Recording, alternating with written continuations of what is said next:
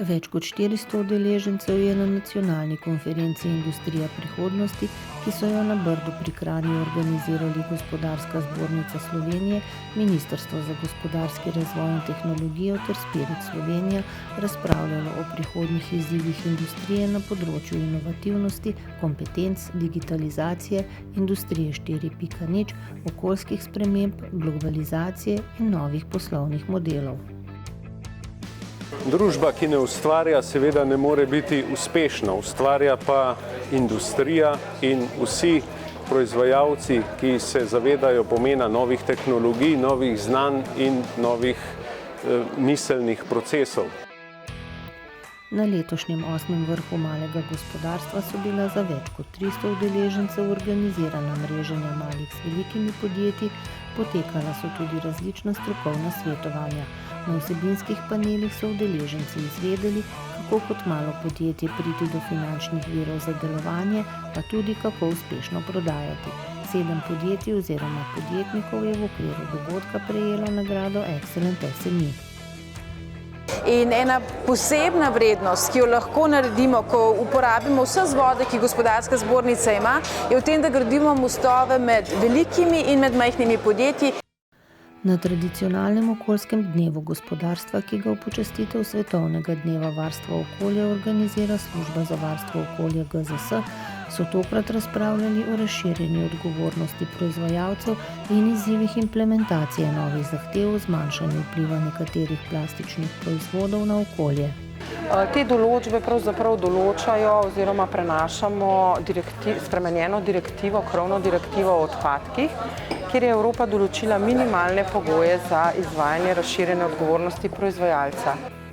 122 inovacij, 86 procesnih rešitev in 8 novih produktov so ključni dosežki projekta Materiali in tehnologije za nove aplikacije ali na kratko Martina, ki je potekal v sklopu strateškega razvojno-inovacijskega partnerstva Materiali kot končni produkti. Projekt je s celovitim multidisciplinarnim pristopom povezal gospodarstvo in inštitucije znanja. V njem je 16 partnerjev iz industrije, inštitutov in univerz sodelovalo pri razvoju na kar 5 področjih materialov. Projekt je v 3 letih uspel pokazati veliko novih izdelkov oziroma veliko novih prototipov. To so predvsem materiali, orodja in pa končni izdelki.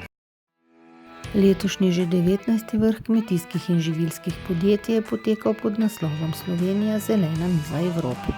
Gre za pomembno povezavo med živilskimi izdelki, kulinariko in gostinstvom, ne nazadnje tudi zato, ker bo Slovenija leta 2021 postala gastronomska regija Evrope. Na konferenci je bil podpisan tudi memorandum med strateškima razvojno-inovacijskima partnerstvoma Hrana in turizem. Še posebej zadovoljstvo pa izražam nad tematiko, ki jo današnji vrh obravnava, saj smatram, da na področju povezovanja kmetijstva in turizma obstajajo številne možnosti in priložnosti. GZS, zbornica kmetijskih in živilskih podjetij, je tudi letos organizirala tekmovanje Ekotrofelija Slovenija. Tekmovanja z področja inovativnosti v živilstvu in razvoja novih živilskih izdelkov se je udeležilo 8 ekip z različnih fakultet in univerz. Prvo mesto je zasedla ekipa s kefirjevimi namazi Kefja. S svojim izdelkom se bodo predstavili na evropskem tekmovanju Ekotrofelija Europe, ki bo oktobra na sejmu Anuga v Kölnu. Kaj da rečem, ful smo veseli, da bomo lahko predstavljali Slovenijo v Nemčiji in upam, da jo bomo v čim boljši luči predstavili. Posavska gospodarska zbornica Krško, regionalna zbornica Postojna, gospodarska zbornica Dolenjske in Bele krajine, Zasavska gospodarska zbornica, Štajerska gospodarska zbornica in zbornica osrednje slovenske regije so podelile priznanja najboljšim inovatorkam in inovatorjem v regiji. Kreativnost kot taka je izjemnega pomena, ne samo znotraj našega podjetja, je pa tudi izjemnega pomena, da so kreativni tudi ljudje, ki sodelujejo izven podjetja. Torej, govorimo tako o razvojnih dobaviteljih, kot tudi kupcih načeloma. Najboljše regijske inovacije se bodo potegovale za zlata nacionalna priznanja, ki jih bo Gospodarska zbornica Slovenije podelila na dnevu inovativnosti 25. septembra na Brdu pri Kranju.